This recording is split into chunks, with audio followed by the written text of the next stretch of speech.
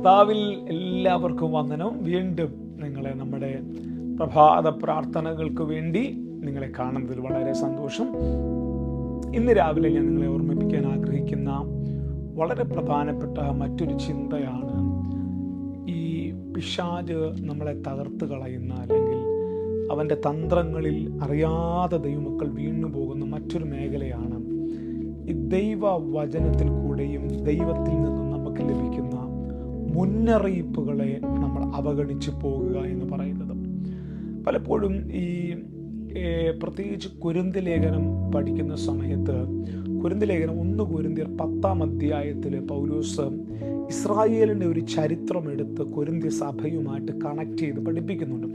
1 കൊരിന്ത്യർ 10-ാം അധ്യായത്തിനകത്ത് സഹോദരന്മാരെ, നമ്മുടെ പിതാക്കന്മാരെല്ലാവരും മേഘത്തിൻ്റെ കീഴിലായിരുന്നു. എല്ലാവരും സമുദ്രത്തിൽ കടന്ന് എല്ലാവരും മേഘത്തിലും സമുദ്രത്തിലും സ്നാനമേറ്റു മോശയോട് ചേർന്നു.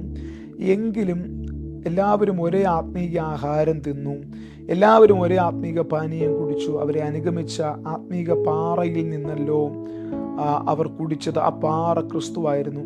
എങ്കിലും അവരിൽ മിക്കവരിലും ദൈവം പ്രസാദിച്ചില്ല. അവരെ മരുഭൂമിയിൽ തള്ളിയിട്ടു കളഞ്ഞു എന്ന് നിങ്ങൾ അറിയാതിരിക്കരുത് എന്ന് ഞാൻ ആഗ്രഹിക്കുന്നു. പൗലോസ് മരുഭൂമി യാത്രയിലെ ഒരു പ്രധാനപ്പെട്ട സംഭവം, ഇസ്രായേൽ മക്കളോട് നടന്ന ജീവിതത്തിൽ സംഭവിച്ചത് കൊരിന്ത്യ സഭയിൽ പഠിപ്പിച്ചിട്ട് പറയുകയാണ്, അത് നിങ്ങൾ അറിയാതിരിക്കരുത്. എന്തിനാണ്? ഇത് നമുക്ക് ദൃഷ്ടാന്തമായി സംഭവിച്ചു. അപ്പോൾ നമ്മൾക്ക് പലപ്പോഴും ദൈവവചനത്തിൽ കൂടെ, സ്വപ്നത്തിൽ കൂടെ, പ്രവാചകന്മാരിൽ കൂടെയൊക്കെ ദൈവം മുന്നറിയിപ്പുകൾ തരും. ചില ഡ്രീംസ് വാർണിംഗ് ഡ്രീംസ് ആണ്, ചില ദൂതുകൾ വാർണിംഗ് മെസ്സേജുകളാണ്. ആ വാർണിംഗ് ഡ്രീംസിനെയും വാർണിംഗ് മെസ്സേജുകളെയും നമ്മുടെ ജീവിതത്തിൽ വളരെ ഗൗരവമായിട്ട് എടുക്കണം. അതിനെ അവഗണിച്ച് പോകരുത്. അതിനെ അവഗണിച്ചു പോയാൽ നാം പോലും അറിയാത്ത അപകടങ്ങളിൽ നമ്മൾ ചെന്ന് പെട്ടുപോകാനുള്ള സാധ്യതകൾ വളരെ വലുതാണ്. നിങ്ങൾക്കറിയാമല്ലോ, ലോകത്തിലെ ഏറ്റവും വലിയ ദുരന്തങ്ങളിലൊന്നാണ് ടൈറ്റാനിക് കപ്പലിൻ്റെ ദുരന്തം എന്ന് പറയുന്നത്. ഒരു അത്യാഡംബരപൂർവം സഞ്ചരിച്ചു പോയ ആ കപ്പലിന് എതിരെ കിടക്കുന്ന ഒരു മഞ്ഞ് പാളിയെക്കുറിച്ച് കാലാവസ്ഥാ നിരീക്ഷകന്റെ മുന്നറിയിപ്പുകളെല്ലാം ഉണ്ടായിരുന്നു. സ്പീഡ് കുറയ്ക്കാൻ പറഞ്ഞു, ശ്രദ്ധിക്കണമെന്ന് പറഞ്ഞു. പക്ഷേ അഹങ്കാരിയായ ആ കപ്പിത്താൻ ആ മുന്നറിയിപ്പിനെ അവഗണിച്ച് ലോകത്തിലെ ഒരു തിരമാലയ്ക്കും ഒരു ഐസിനും ടൈറ്റാനിക്കിനെ തകർക്കുവാൻ കഴിയത്തില്ല എന്നൊരു അഹങ്കാരം ആ മനുഷ്യന്റെ അകത്ത് വന്നപ്പോഴാണ് ലോക ചരിത്രത്തിലെ ഏറ്റവും വലിയ ദുരന്തങ്ങളിലൊന്നായ ടൈറ്റാനിക് കപ്പലിൻ്റെ ദുരന്തം സംഭവിക്കാനിടയായി തീർന്നത്. നമ്മുടെ ജീവിതത്തിൽ ദൈവം ചില ദിവസങ്ങളിൽ സ്വപ്നങ്ങളിൽ കൂടെ ഇടപെടാറുണ്ട്. ചില ഡ്രീംസ് ദൈവം കാണിക്കാറുണ്ട്. ആ ഡ്രീംസ്, സ്വപ്നങ്ങളും ഡ്രീംസ് ആൻഡ് വിഷൻസ് എന്ന് പറയുന്നത് ദൈവത്തിൻ്റെ ഭാഷയാണ്, ദൈവത്തിൻ്റെ കമ്മ്യൂണിക്കേഷൻ ലാംഗ്വേജ് ആണ് സ്വപ്നങ്ങളും ദർശനങ്ങളും എന്ന് പറയുന്നത്. അപ്പോൾ അല്ലെങ്കിൽ ഒരു പ്രവാചകനെ നിന്റെ വീട്ടിൽ അയച്ചിട്ട് ഒരു പ്രവചന ദൂതിൽ കൂടെ പരിശുദ്ധാത്മാവ് നിന്നോട് ഇടപെടുന്നത് ചില മുന്നറിയിപ്പുകളായിരിക്കും.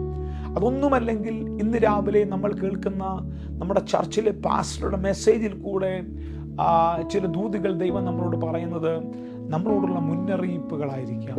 പലപ്പോഴും നമുക്ക് സന്തോഷം നൽകുന്ന പ്രസംഗങ്ങൾ മാത്രം എടുത്തിട്ട് നമ്മൾ ഈ മുന്നറിയിപ്പുകളെ അവഗണിച്ച് പോകുന്ന ഒരു സ്വഭാവം നമുക്കുണ്ട്. ആ മുന്നറിയിപ്പുകൾ അവഗണിക്കുമ്പോഴാണ് നമ്മുടെ ആത്മീയ ജീവിതം അലസമായി പോകുകയും അപകടങ്ങളിൽ നാം പെട്ടുപോകുകയും ചെയ്യുന്നത്.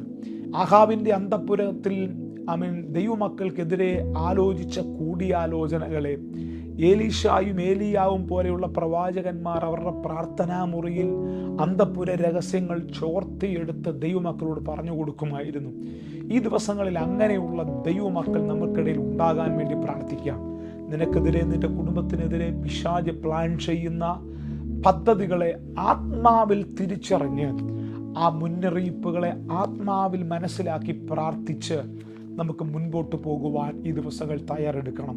പലപ്പോഴും നമ്മുടെ ദൈവസഭകൾക്കകത്തെ പ്രാർത്ഥനകൾ ഇങ്ങനെയാണ്. സഭായോഗങ്ങളിൽ വരുമ്പോൾ, ദൈവമേ, ഞങ്ങളുടെ ദൈവദാസൻ ഇന്ന് പ്രസംഗിക്കുമ്പോൾ ഞങ്ങളെ സന്തോഷിപ്പിക്കുന്ന, ഞങ്ങൾക്ക് ഇഷ്ടമുള്ളൊരു വചനം തരണമേ എന്ന്. അങ്ങനെ ഇഷ്ടമുള്ള ഒരു വചനത്തെക്കാൾ ഉപരി നമ്മൾ പ്രാർത്ഥിക്കുന്നു, കർത്താവേ, എൻ്റെ ജീവിതത്തിലെ അപകടങ്ങളെയും എൻ്റെ ജീവിതത്തിലെ പ്രശ്നങ്ങളെയും ഒക്കെ ഒന്ന് ചൂണ്ടിക്കാണിക്കുന്ന ചില സന്ദേശങ്ങൾ ദൈവമേ ഇന്ന് രാത്രി എന്നെ ഏൽപ്പിക്കണമേ എന്ന് പറഞ്ഞ് ഒന്ന് വിജിലൻ്റായി പ്രാർത്ഥിക്കുന്ന പ്രാർത്ഥനക്കാർ എഴുന്നേൽക്കാൻ വേണ്ടി നമുക്ക് പ്രാർത്ഥിക്കാം. അലസരാകാതിരിക്കുക, മുന്നറിയിപ്പുകളെ വളരെ സീരിയസ് ആയി എടുക്കുക. നമുക്ക് ഇന്നത്തെ പ്രാർത്ഥന അതായിരിക്കട്ടെ, നമ്മുടെ ഇന്നത്തെ പ്രാർത്ഥന അതായിരിക്കട്ടെ. നമ്മുടെ ആത്മീയ ജീവിതത്തിൽ നമുക്ക് ലഭിച്ച വാണിങ്ങുകളെ ആത്മാവിൽ കണ്ട് ആത്മാവിൽ പ്രാർത്ഥിച്ച് ഒരു മതിൽ പണിയുവാൻ ഇന്ന് പകൽ നമ്മളെ ഏൽപ്പിക്കാം. പരിശുദ്ധാത്മാവ് നിങ്ങളെ സഹായിക്കട്ടെ. Have A wonderful day. God bless you.